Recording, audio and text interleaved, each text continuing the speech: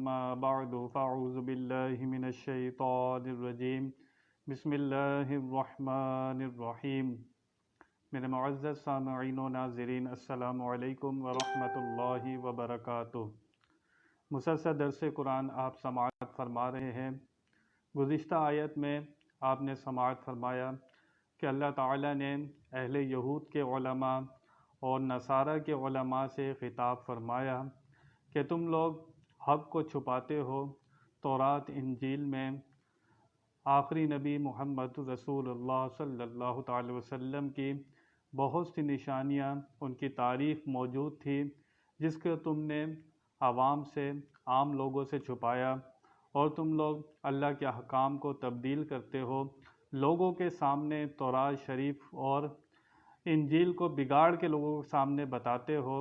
تم لوگ حق بات لوگوں کو بتاتے نہیں ہو، تمہارے لیے دنیا اور آخرت میں نقصان ہی نقصان ہے۔ آج جو آیہ مبارکہ ہے، اللہ تعالیٰ اس آیت میں ایک وہم کو دور فرما رہا ہے۔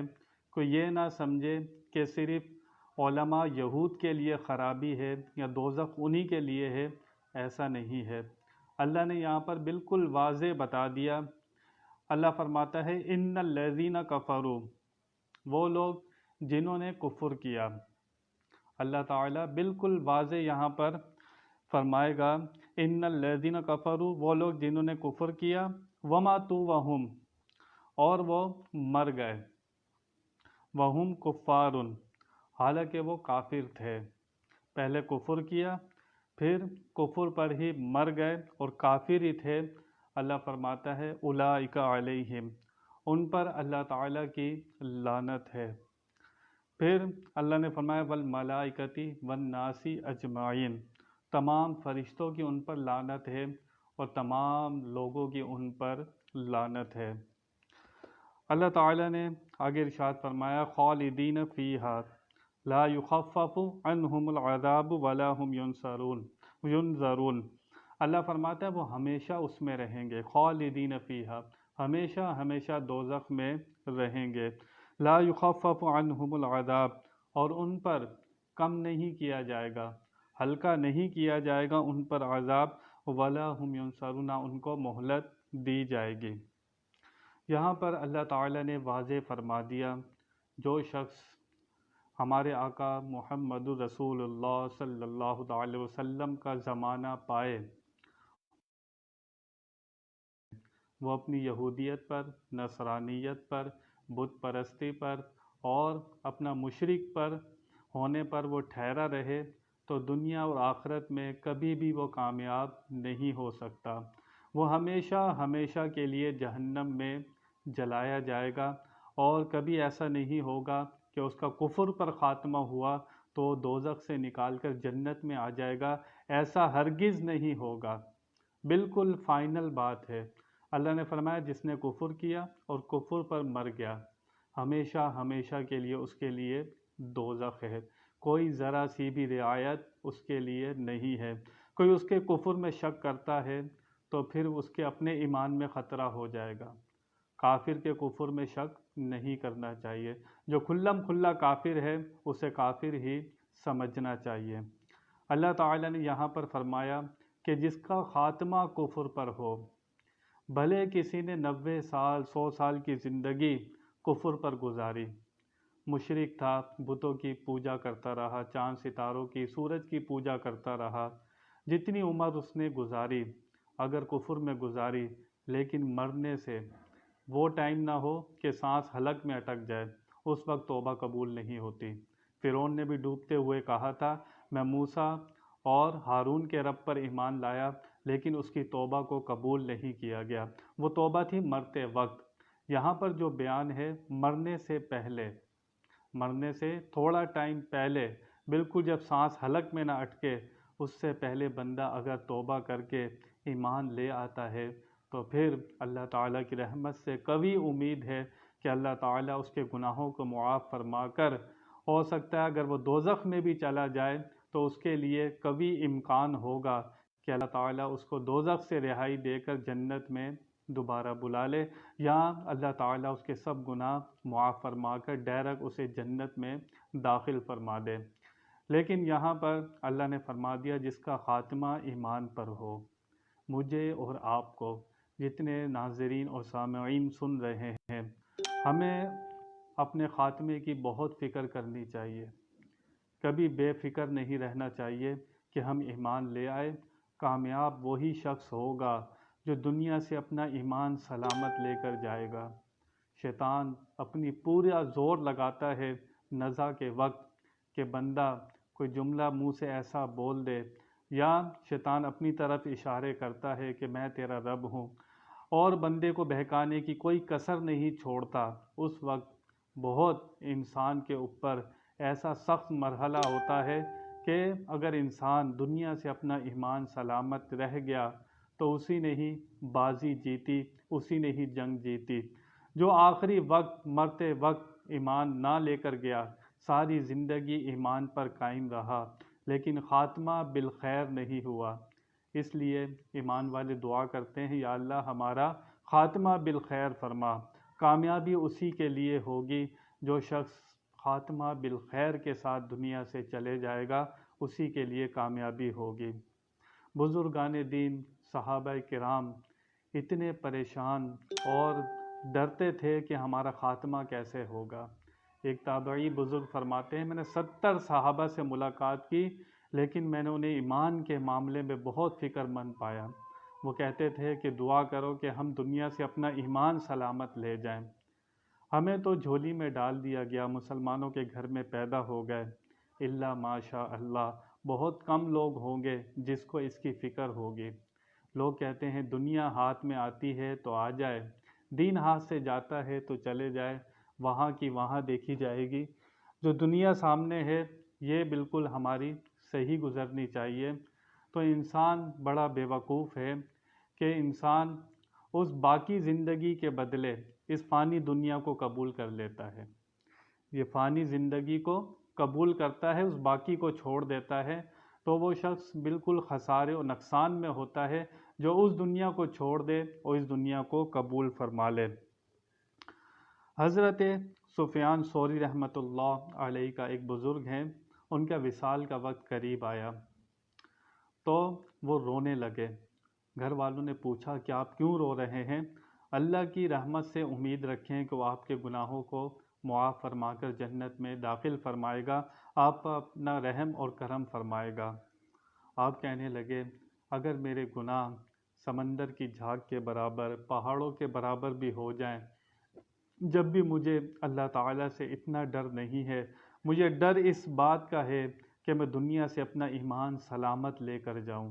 ابھی بھی میری کچھ سانسیں باقی ہیں اور یہ دنیا سے میں جب جاؤں تو میرا ایمان سلامت ہو، مجھے اس بات کا ڈر ہے۔ چنانچہ حضرت امام احمد بن حنبل، فقہ کے بہت بڑے امام، آپ کا انتقال کے وقت جب آپ کے صاحبزادے نے طبیعت دریافت کی تو آپ نے کہا ابھی جواب کا وقت نہیں ہے، بس دعا کرو کہ اللہ تعالیٰ میرا خاتمے پر ایمان کر دے۔ شیطان لعین کو میں نے دیکھا ہے اور وہ مجھے کہہ رہا ہے تیرا دنیا سے ایمان سلامت لے کر جانا مجھے ملال میں، مجھے بہت تکلیف ہو رہی ہے کہ تم دنیا سے اپنا ایمان سلامت لے کر جا رہے ہو۔ حضرت امام احمد بن حنبل نے فرمایا کہ ابھی بھی مجھے ڈر ہے، ابھی بھی میری کچھ سانسیں باقی ہیں، مجھے ابھی بھی تجھ سے ڈر ہے، کہیں تو میرا ایمان خراب نہ کر دے، تو میرا خاتمہ بالخیر سے کہیں مجھے محروم نہ کر دے، مجھے ابھی بھی ڈر ہے۔ تو انسان کو بتایا گیا کہ انسان وہی کامیاب ہوگا جو دنیا سے اپنا ایمان سلامت لے کر جائے گا، اسی شخص کے لیے کامیابی ہوگی۔ اپنے ایمان کے معاملے میں ڈرتے رہنا کہ یہ ہم سے چھن نہ جائے، یہی مومن کی سب سے بڑی دولت ہے دنیا میں۔ اگر اس کے پاس ایمان ہے تو سب کچھ ہے، اگر اس کے پاس ایمان نہیں ہے تو پھر کچھ بھی نہیں ہے۔ آیت میں آپ سن چکے، اللہ فرما رہا ہے جن لوگوں نے کفر کیا اور کفر پر ہی مر گئے اور وہ تھے بھی کافر، اور ان پر کس کی لعنت ہے؟ اللہ کی لعنت ہے، فرشتوں کی لعنت ہے، تمام لوگوں کی اس پر لعنت ہے۔ تو لعنت کا مطلب اللہ تعالیٰ کی رحمت سے دور۔ جو بندہ اللہ کی رحمت سے دور ہو گیا تو سمجھو اللہ تعالیٰ کی رحمت اور فضل سے وہ دور ہو گیا، پھر اس کے لیے کوئی کامیابی نہیں ہے۔ اللہ نے واضح فرما دیا خالدین فیہا، وہ ہمیشہ اس میں رہیں گے۔ ایسا نہیں ہوگا کہ کبھی ان کی تکلیف کم ہو جائے گی، کبھی عذاب ہلکا کر دیا جائے گا۔ ہر وقت عذاب مسلسل مسلسل زیادہ سے زیادہ ہوتا چلا جائے گا، جیسا عذاب پہلے دن تھا اور وہی عذاب مسلسل رہے گا۔ یہاں پر تو قیدی ہوتا ہے، شروع میں اس کو سخت تکلیف دی جاتی ہے، تھوڑے دن کے بعد اس کے اوپر معاملہ ہلکا کر دیا جاتا ہے، لیکن دوزخ میں یہ معاملہ نہیں ہوگا، سخت عذاب ہوگا اور مسلسل جاری رہے گا۔ یہاں تک بتایا گیا جو جنت میں ہوگا، جو دوزخ میں ہوگا، سب سے کم تکلیف جو اس کو دی جائے گی، اس کو آگ کے جوتے پہنائے جائیں گے۔ سب سے ہلکا عذاب جو جہنم میں دیا جائے گا، آگ کے جوتے پہنائے جائیں گے۔ جب وہ تلوے پر پاؤں میں پہنائے جائیں گے آگ کے جوتے، تو بندے کا دماغ ایسے ابلتا ہوگا جیسے پانی ابلتا ہے، ایسے دماغ ابل رہا ہوگا۔ سب سے چھوٹی یہ سزا ہے جہنم کی۔ تو پھر ہم تو مسلمان ہیں، ہم تو ایمان لے آئے ہیں، تو پھر ہم کیوں کسی غلط فہمی کا شکار ہیں کہ وہاں دیکھی جائے گی؟ ہمیں اپنے معاملے کے ایمان کے معاملے میں بہت فکر مند رہنا چاہیے۔ جیسے ہم دنیا اپنی اچھی بنانے کے لیے کتنے فکر مند رہتے ہیں، اچھی نوکری لگ جائے، اچھا گھر بنا لوں، اچھی جگہ شادی ہو جائے، اچھی میری گاڑی ہو، میری شہرت ہو، لیکن یہاں کا کتنا دن ہے، 60 سال 70 سال، اور کسی کے تو اگلی سانس کا نہیں پتہ، کوئی زیادہ جیے گا 80 سال 100 سال، اس سے زیادہ تو نہیں جیے گا نا۔ لیکن اگر اس نے آخرت کے لیے کچھ جمع نہیں کیا، عقل مند وہی شخص ہے جو دنیا کو بھی ساتھ لے کر چلے، جس طرح دنیا گزارنی ہے اللہ اور رسول نے بتایا ہے کہ دنیا کس طرح گزارنی ہے ویسے گزارے، اور آخرت کے لیے زیادہ جمع کرے، کیونکہ آخرت میں کتنا ٹائم رہنا ہے کوئی مدت کا نہیں پتہ۔ دنیا کی مدت تو اسے پتہ ہے کہ کتنی مدت ہے، وہاں کی تو مدت ہی نہیں پتہ۔ لیکن انسان اس دنیا میں آ کر سحر عظیم میں مبتلا ہو جاتا ہے۔ دنیا بڑی رنگین ہے، اس میں اس کو اپنا دل اس کا لگ جاتا ہے، اور وہ سب کچھ دنیا کو سمجھنے لگ جاتا ہے، اور کندھوں پر اٹھا کر وہ جنازے دفنانے قبرستان چلے جاتا ہے، لیکن آ کر واپس بھول جاتا ہے کہ مجھے مرنا ہی نہیں ہے، وہ مرنے والا چلا گیا، مجھے نہیں مرنا۔ لوگ قبرستان میں بیٹھ کر بھی تجارت کی باتیں کرتے ہیں، مذاق کرتے ہیں، گئے وہ جنازے کے ساتھ ہوتے ہیں دفنانے کے لیے، لیکن وہاں پر ان کے موضوع اور بات چیت سنیں تو حضور نے فرمایا کہ قبرستان کا چکر لگایا کرو، تمہیں موت کی یاد کثرت سے آئے، اور موت کو یاد کرنا یہ تمام برائیوں کو ختم کر دیتا ہے۔ جو شخص کوئی نفس کے اوپر زور نہ چلتا ہو، نفس اس کا قابو نہ ہوتا ہو، اور نفس اس کے اوپر حاوی ہو چکا ہو، تو وہ کثرت سے موت کو یاد کرے، اس سے نفس کچلتا ہے، نفس کمزور ہوتا ہے۔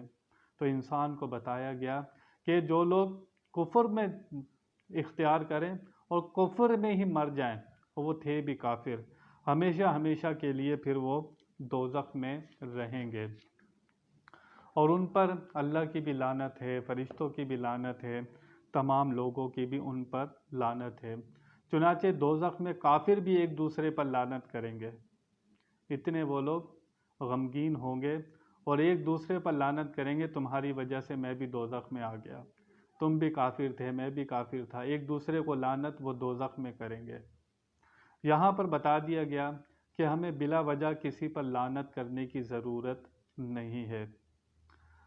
ہمیں نہیں پتہ کہ کس کا خاتمہ کفر پر ہوا ہے کس کا نہیں ہوا، اس پر لعنت کرنے سے اچھا ہے کہ ہم درود شریف پڑھیں اور اپنے لیے اپنے آپ کو دیکھیں، استغفار کریں۔ مومن تو ان پر لعنت کرتے ہی ہیں، لیکن ایسا بھی کیا کہ بندہ ہر وقت کافروں پر لعنت ہی کرتا رہے، یہ بھی صحیح طریقہ نہیں ہے۔